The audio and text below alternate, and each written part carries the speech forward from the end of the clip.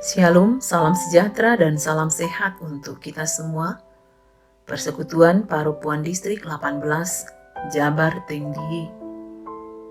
Sebelum kita mendengarkan firman Tuhan, kita berdoa. Kasih karunia dan damai sejahtera dari Allah Bapa kita dan dari Tuhan Yesus Kristus menyertai kamu. Amin. Firman Tuhan untuk kita yaitu yang tertulis di kitab Amsal 19 ayat 17.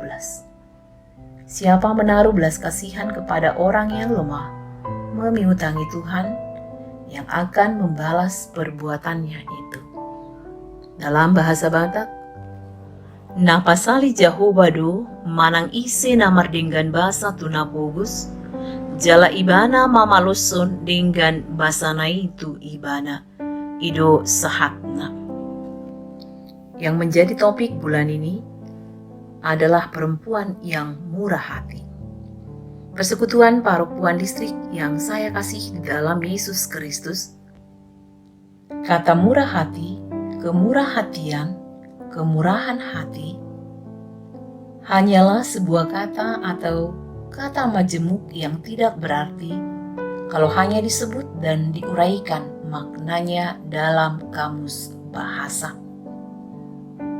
Murah hati atau benik nide artinya adalah perbuatan baik yang nyata, kelembutan dalam berlaku terhadap sesama, dan bersikap penuh rahmat.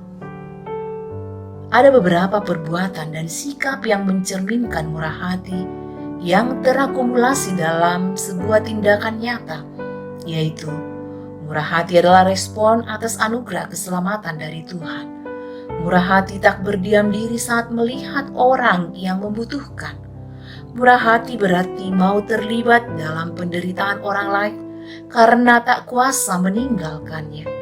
Murah hati itu kesediaan untuk menerima dan memaafkan dan memulai dengan sebuah relasi yang baru dengan tidak memperhatikan latar belakang yang dibayangi dendam, sakit hati atau luka batin lainnya.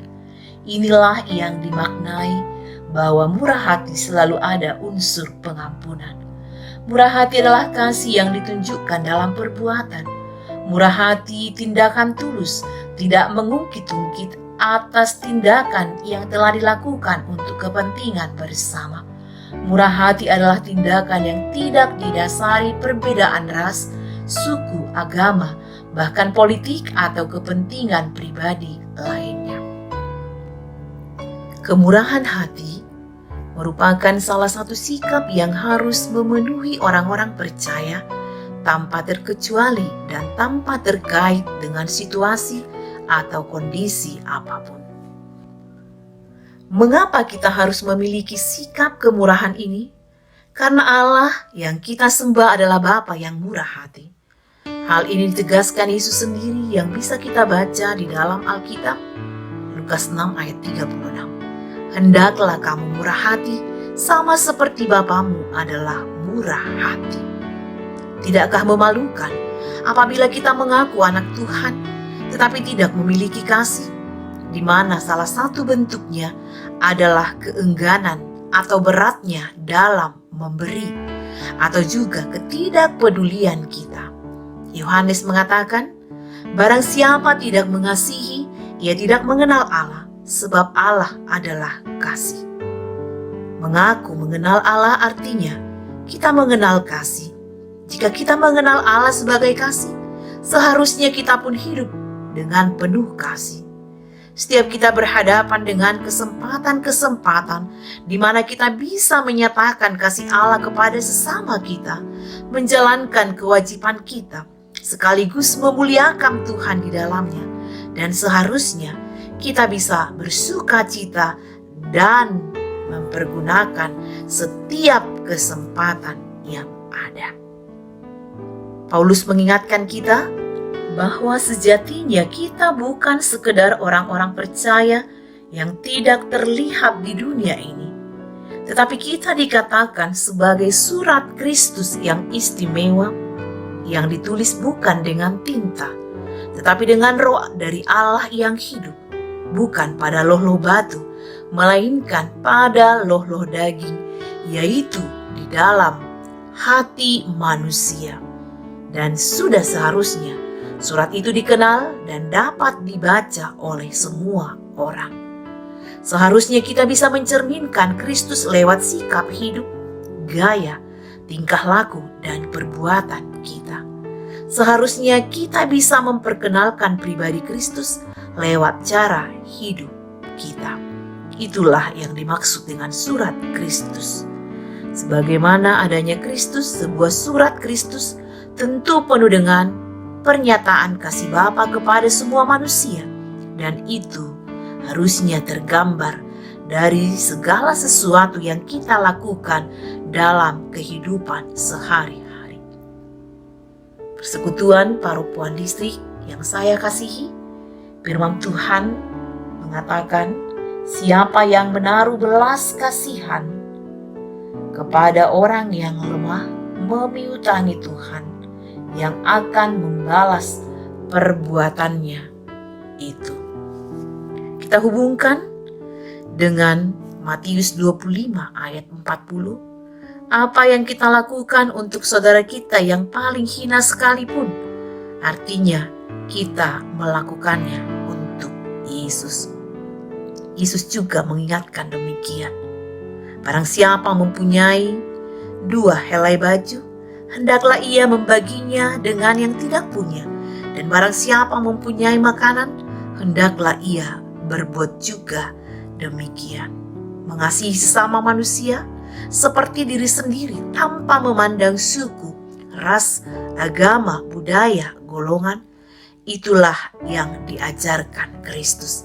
Dan itu harus kita nyatakan dalam tindakan. Bukan hanya dalam kata-kata, tetapi bagaimana kita mewujudkannya di tengah-tengah kehidupan kita. Ada sebuah kisah yang terjadi di suatu daerah yang sedang mengalami peperangan. Daerah itu memiliki patung Tuhan Yesus. Sayangnya suatu hari, patung Tuhan Yesus itu kehilangan kedua lengannya oleh karena terkena bom. Masyarakat di daerah itu kemudian berembuk untuk memperbaiki kondisi patung tersebut. Namun apa yang terjadi? Justru dikala mereka sedang semangat untuk memperbaiki, pendeta mereka berkata, lebih baik kedua lengan patung Tuhan Yesus itu dibiarkan saja buntung seperti itu. Hal itu akan mengingatkan kita semua bahwa Tuhan Yesus juga menugaskan kita sebagai perpanjangan tangannya untuk menolong dan memberkati orang lain. Ya, kita semua adalah perpanjangan tangan Tuhan untuk memberkati kehidupan orang lain. Terlebih seperti yang dikatakan dalam firman Tuhan hari ini, menaruh belas kasihan kepada orang yang lemah. Sebagai orang percaya, kita mengetahui bahwa dasar utama kita menjadi perpanjangan tangan Tuhan dalam memberkati orang lain adalah karena Tuhan yang lebih dulu memberkati kehidupan kita, seperti yang telah dilakukannya kepada Israel dan kepada kita orang yang percaya kepadanya di dalam Yesus Kristus. Oleh sebab itulah maka kita juga memiliki dasar hidup untuk bersyukur di hadapan Tuhan dengan cara menolong kehidupan orang lain juga melalui perbuatan baik kita. Tuhan akan bersukacita dan tidak ragu untuk semakin memberkati kehidupan kita. Persekutuan Parupuan yang saya kasihi, banyak orang Kristen yang enggan, ragu, dan tidak mau memberi karena takut berkekurangan. Namun ketahuilah, orang yang suka memberi tidak akan pernah menjadi miskin karena ia dipelihara oleh Tuhan. Siapa banyak memberi berkat, diberi kelimpahan. Amsal 11 ayat 25. Kekristenan itu identik dengan kasih, dan salah satu wujud nyata bahwa kita punya kasih adalah memberi. Kita melihat begitu banyak contoh di dalam Alkitab tentang perempuan yang murah hati. Misalnya janda di kota Sarfat yang memberi dari kekurangannya kepada nabi Tuhan. Demikian juga dengan Lydia. Lydia telah memberikan teladan bagi kita kaum perempuan, bagaimana kita harus bermurah hati dan mendukung pekerjaan Tuhan di muka bumi ini. Mari kaum ibu yang saya kasihi, di tengah-tengah pandemi COVID-19, kita saling mendukung, kita saling menopang, dan juga memberikan apa yang bisa kita berikan. Kita menjadi berkat bagi saudara-saudara kita yang lain. Tuhan memberkati, Tuhan menguatkan. Kita berdoa. Terima kasih Tuhan buat firman-Mu yang mengajari kami untuk menjadi perempuan-perempuan yang murah hati.